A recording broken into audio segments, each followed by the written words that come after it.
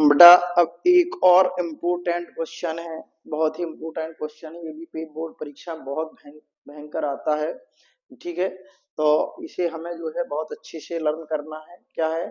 प्रकाश वैद्युत उत्सर्जन के नियम। प्रकाश वैद्युत उत्सर्जन के नियम क्या है बेटा हमारे? देखिए, पहला है किसी धातु के पृष्ठ से प्रकाश इलेक्ट्रॉनों के उत्सर्जन की दर पृष्ठ पर आपतित प्रकाश की तीव्रता के अनुक्रमानुपाती होती है।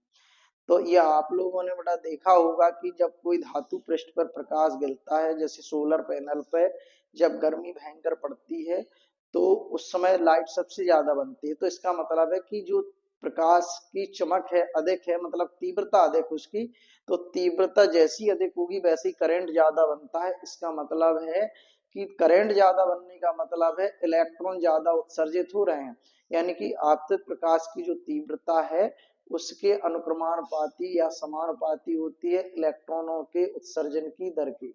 ठीक है, तो यही लिखा है किसी धातु के पृष्ठ से प्रकाश इलेक्ट्रॉनों के उत्सर्जन की दर पृष्ठ पर आपतित प्रकाश की तीव्रता के अनुक्रमानुपाती होती है। जैसे जैसे तीव्रता बढ़ेगी, जैसे जैसी धूप तेज होगी, वैसी वैसी प्रकाश इलेक्ट्रॉनों की संख्या बढ़ेगी, अर्थात सर्किट में धारा का मान बढ़ेगा। दूसरा पॉइंट है बेटा, उत्सर्जित प्रकाश इलेक्ट्रॉनों की अधिकतम गतिज ऊर्जा आपतित प्रकाश की तीव्रता पर निर्भर नहीं करती है। दूसरा पॉइंट हमारा क्या है बेटा? दूसरा पॉइंट है आपतित प्रकाश की जो तीव्रता है वो प्रकाश इलेक्ट्रॉनों के उत्सर्जन की दर पर निर्भर नहीं करती, सॉरी, हाँ, गतिज ऊर्जा किस पे? आपतित प्रकाश की तीव्रता पर निर्भर नहीं करती। ठीक है, क्या है बताओ? जो इलेक्ट्रॉनों की गतिज ऊर्जा है वो किस पर डिपेंड नहीं है बेटा? तीव्रता पर निर्भर नहीं है। ठीक है, तीसरा पॉइंट है आपतित प्रकाश की आवृत्ति का मान अगर दहली आवृत्ति से कम होता है तो जो है धातु पृष्ठ से इलेक्ट्रॉन का उत्सर्जन नहीं होता है। अगर आपतित प्रकाश की आवृत्ति का मान न्यूनतम मान यानी दहली आवृत्ति से कम होने पर धातु पृष्ठ से इलेक्ट्रॉन का उत्सर्जन नहीं होता है। बेटा इसका जो है एक अपोजिट भी है कि अगर जो है आपतित प्रकाश की आवृत्ति की जगह होगा तरंग दैर्ध्य। क्या होगा आवृत्ति की जगह? तरंग दैर्ध्य। अगर तरंग दैर्ध्य का मान भी दहली तरंग दैर्ध्य से ज्यादा होगा, उल्टा है, तो इसमें क्या था? आवृत्ति का मान न्यूनतम मान से कम है। ये तो यानी कि अगर उस न्यूनतम मान जो हमारा अधिकतम मान कहेंगे, न्यूनतम की जगह क्या कहेंगे? तो अगर जो है आपतित प्रकाश की तरंगदैर्ध्य का मान एक जो है अधिकतम मान से भी ज्यादा है, ठीक है, एक निश्चित मान से ज्यादा है, जिसे हम कहते हैं दहली तरंगदैर्ध्य से ज्यादा है, तो प्रकाश इलेक्ट्रॉन का उत्सर्जन नहीं होगा। ठीक है बेटा, चौथा पॉइंट है प्रकाश के धातु पृष्ठ पर गिरते ही इलेक्ट्रॉन का उत्सर्जन होना प्रारंभ हो जाता है। धातु पृष्ठ पर जैसे ही इलेक्ट्रॉन क्या होता है बेटा? गिरता है, वैसे ही इलेक्ट्रॉन का उत्सर्जन प्रारंभ हो जाता है।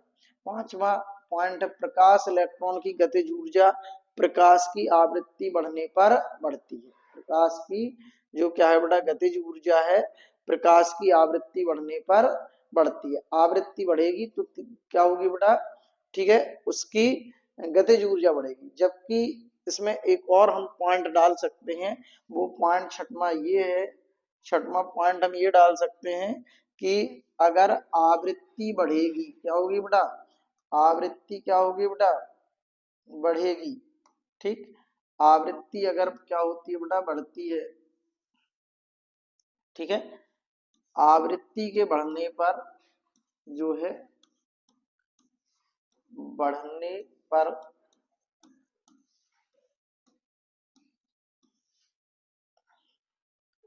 बढ़ने पर इलेक्ट्रॉन के उत्सर्जन की दर पर कोई फर्क नहीं पड़ता। इलेक्ट्रॉन के उत्सर्जन की दर पर कोई फर्क नहीं पड़ता है। किस फर्क नहीं पड़ता बेटा? इलेक्ट्रॉन के उत्सर्जन की दर पर कोई फर्क, उत्सर्जन की दर पर कोई फर्क नहीं पड़ता है। ठीक है, तो ये हमारा क्या है बेटा? कोई फर्क नहीं पड़ता है, कोई फर्क नहीं पड़ता है। ठीक है, तो ये हमारे क्या होगा बेटा? 6 पॉइंट हो गए। ये छठवां पॉइंट है। क्या है बेटा, अगर आवृत्ति बढ़ेगी तो उसकी क्या होगी, इलेक्ट्रॉन के उत्सर्जन की दर पे कोई फर्क नहीं पड़ता, किस पे फर्क पड़ता है, उसकी गतिज ऊर्जा पे फर्क पड़ता है। Thank you.